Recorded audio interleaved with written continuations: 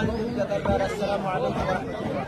আমরা আল্লাহর শুকরিয়া আদায় করছি যে রব্বুল আলামিন আমাদেরকে একটি মহতী মাহফিলে ইফতারের পূর্ব মুহূর্তে কিছু দিনে আলোচনা করার তৌফিক দিয়েছেন, সেই জন্য আল্লাহর শুকরিয়া আদায় করছি, আলহামদুলিল্লাহ।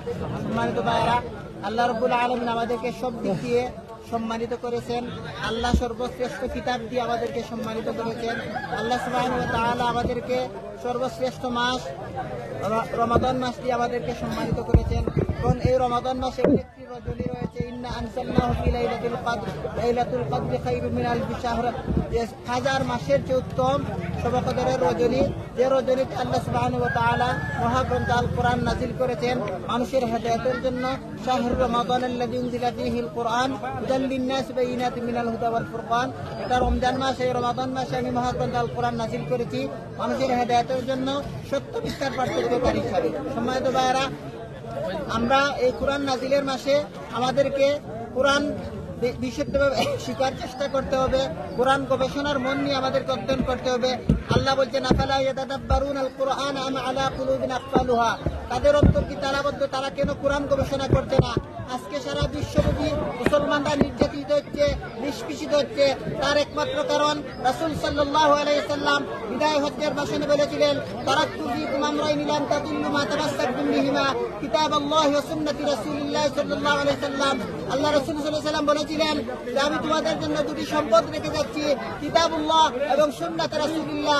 আমরা যদি সেই কিতাবকে, মহাগ্রন্থ আল কোরআনকে যথাযথভাবে অনুসরণ করতে পারতাম, আল্লাহ রাসূলের আদর্শকে আমাদের ব্যক্তিগত জীবনে, পারিবারিক জীবনে, সামাজিক জীবনে, রাষ্ট্রীয় জীবনে যদি আমরা অনুসরণ করতে পারতাম, তাহলে আমরা আজকে ইসলাম না।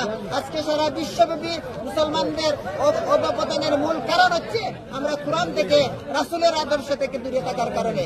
সম্মানিত ভাইরা, বাংলাদেশ জামাত ইসলামী বাংলার সবুজ ভূখণ্ডে আল কোরআনের রঙ্গারঙ্গিন রাসূল সাল্লাল্লাহু আলাইহি সাল্লামের আদর্শে এমন একটি সমাজ প্রতিষ্ঠা করতে চায়, যে সমাজ প্রতিষ্ঠিত হলে মানুষের মধ্যে কোনো হিংসা থাকবে না, কোনো হানাহানি থাকবে না, কোনো বৈষম্য থাকবে না, সুদ, ঘুষ, মদ, জুয়া, অন্যায়, বিচার, জুলুম, নির্যাতন চিরতরে বন্ধ হয়ে যাবে। মানুষের মৌলিক অধিকার নিশ্চিত হবে এবং আমাদের মা বোনেরা সম্মানের সহিত তারা বসবাস করতে পারবে। এবং গরিবরা শুধু গরিব হবে না, ধনীরা শুধু ধনী হবে না, মানুষের ভোটের অধিকার, বাতের অধিকার নিশ্চিত হবে। আমরা সেই একটি সোনালী সমাজ বিনির্মাণ করতে চাই। সেই সমাজ বিনির্মাণ করতে হলে আমাদেরকে তাকওয়ার গুণে গুণান্বিত হতে হবে। আল্লাহ বলছেন, ওয়া'দাল্লাহুল্লাযীনা আমানু ওয়া আমিলুস সালিহাতি লা ইস্তাখলিফান্নাহুম ফিল আরদি কামা ইস্তাখলাফান্নাল্লাযীনা মিন ক্বাবলিহিম। আল্লাহর ওয়াদা হচ্ছে, যদি আমরা আল্লাহর উপর বিশ্বাস স্থাপন করি, নেক আমল করি, তাহলে আল্লাহ আমাদেরকে সেই ক্ষমতা দিবেন যেভাবে অতীতে ক্ষমতা দেওয়া হয়েছিল। সম্মানিত ভাইরা, সেই জন্য আমাদেরকে ঈমানের বলে বলীয়ান হতে হবে, তাকওয়ার গুণে গুণান্বিত হতে হবে।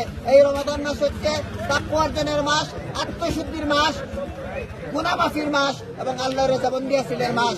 আল্লাহ সুবহানাহু ওয়া তাআলা বলছেন যে আস-সাওমু লি ওয়া আনা আজজি, এই রোজা আমার জন্য, এর প্রতিদান আমি নিজে দিয়ে থাকি। সেই জন্য সম্মানিত ভাইরা, এই 24 গণ অভ্যুত্থানে আজকে আমাদের 484 জন ভাইয়ের জীবনের বিনিময়ে আমরা নতুন বাংলাদেশ পেয়েছি। এই নতুন বাংলাদেশে আমাদেরকে ঐক্যবদ্ধভাবে আমাদের ভূমিকা পালন করতে হবে। আমরা আমাদের ভ্রাতৃত্বের বন্ধনকে আরো সুদৃঢ় করতে চাই।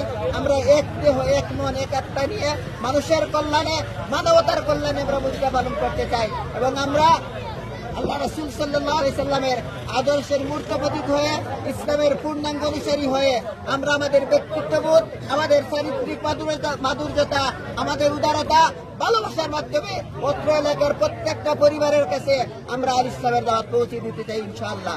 আপনারা সবাই অত্যন্ত কষ্ট করে জামাত ইসলামী